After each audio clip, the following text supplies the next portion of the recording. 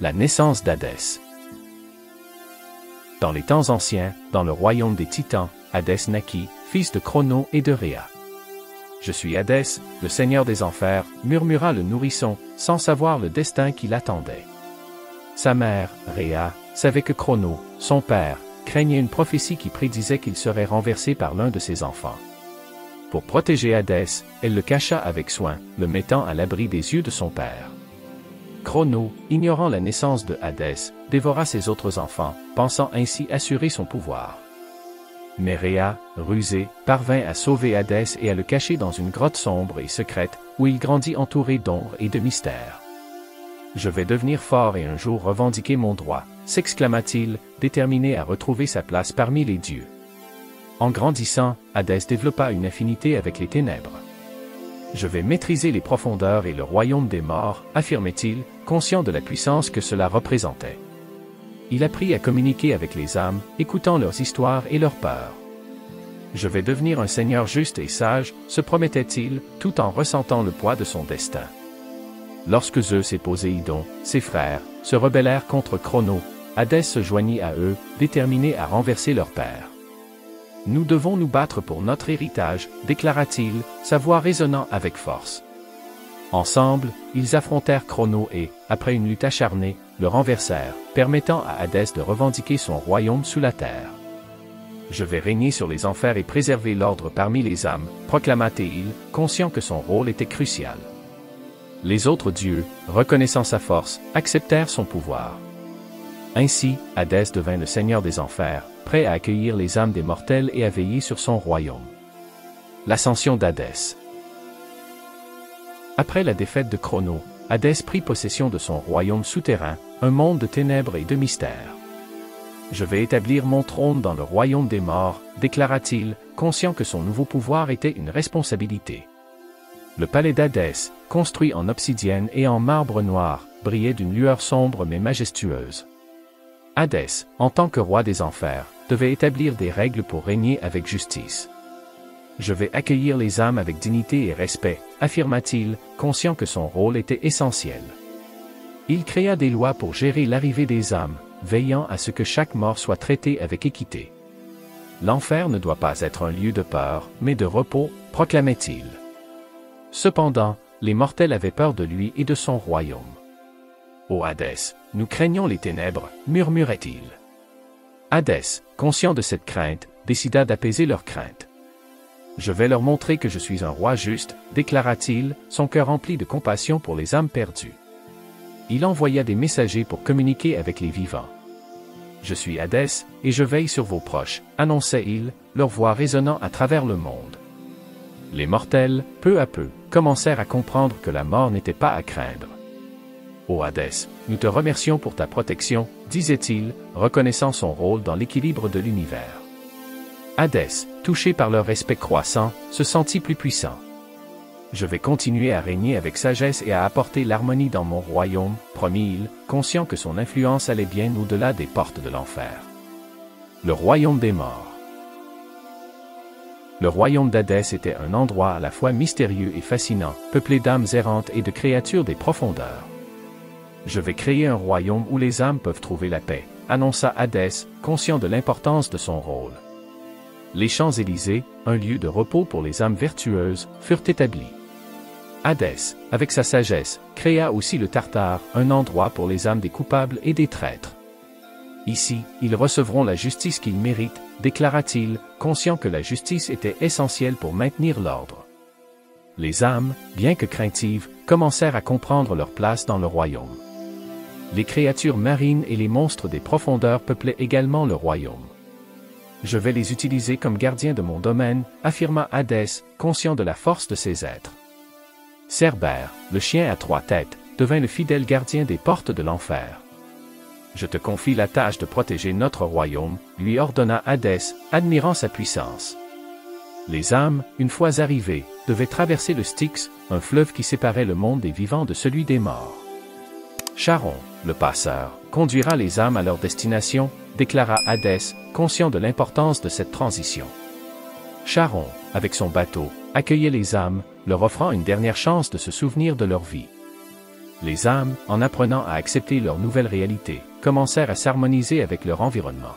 « Ô Hadès, nous te remercions pour la paix que tu nous apportes, » disait-elle, reconnaissant l'importance de leur rôle dans l'équilibre de l'univers.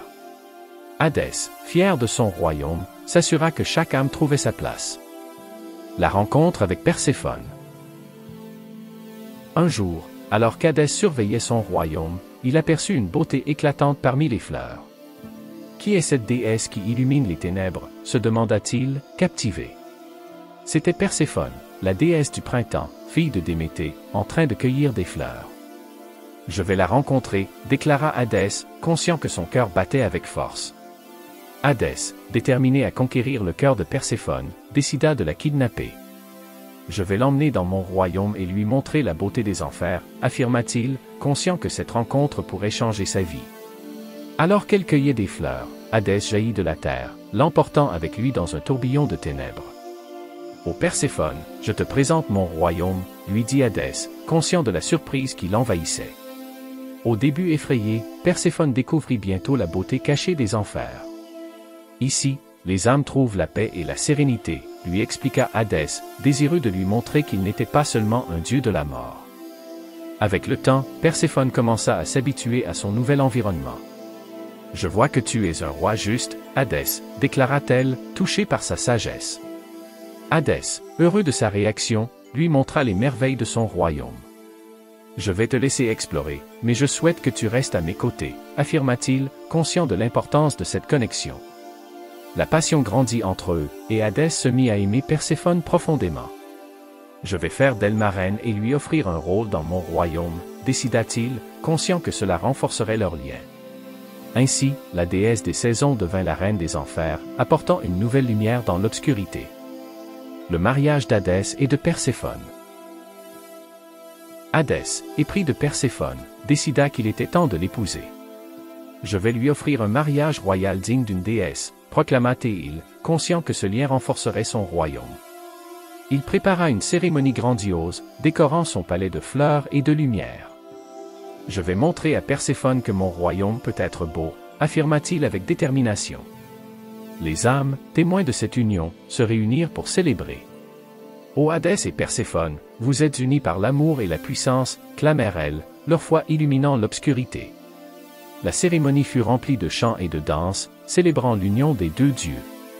Hadès, ému, prit la main de Perséphone et la conduisit devant leur assemblée. « Je te prends comme ma reine, et je te promets de veiller sur toi et sur notre royaume, » déclara Hadès, sa voix résonnant avec force. Perséphone, touchée, lui répondit, « Je suis honoré d'être à tes côtés, Hadès. Je vais apporter la lumière et la beauté dans ton royaume. » Leur amour grandit, et Hadès se sentit plus puissant que jamais.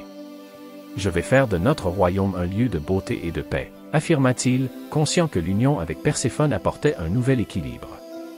Les âmes, ravies de cette union, se mirent à célébrer la vie et la mort, comprenant que les deux étaient interconnectés. Avec le temps, la présence de Perséphone commença à influencer le royaume. « Je vais apporter le printemps aux enfers, » déclara-t-elle, déterminée à apporter joie et lumière à son nouveau foyer. Hadès, émerveillé par sa force, l'encouragea.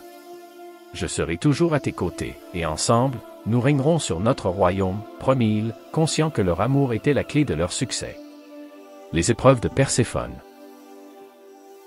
Cependant, la joie de leur union ne dura pas. Déméter, la mère de Perséphone, ressentit la perte de sa fille. « Je ne peux pas laisser ma fille dans le royaume des morts, » s'écria-t-elle, déterminée à la récupérer. Elle se mit à parcourir le monde, provoquant des sécheresses et des famines. « Ô Hadès, rends-moi ma fille, » implorait-elle, conscient des conséquences de son chagrin. Hadès, conscient de la colère de Déméter, décida d'agir. « Je vais rencontrer Déméter pour lui expliquer ma position, » déclara-t-il, désireux de rétablir l'harmonie. Lors de leur rencontre, Hadès tenta de la rassurer. « Perséphone est heureuse ici avec moi, et elle est ma reine, » lui expliqua-t-il, conscient de la douleur de la déesse. Déméter, bien que touché par les paroles d'Hadès, ne pouvait pas accepter la séparation. « Je ne peux pas vivre sans ma fille, et je ferai tout ce qu'il faut pour la retrouver, » affirma-t-elle, déterminée à tout faire pour récupérer Perséphone. Hadès, conscient du dilemme, chercha une solution. « Je vais proposer un compromis, » déclara Hadès. « Perséphone pourra passer une partie de l'année avec toi et l'autre partie avec moi.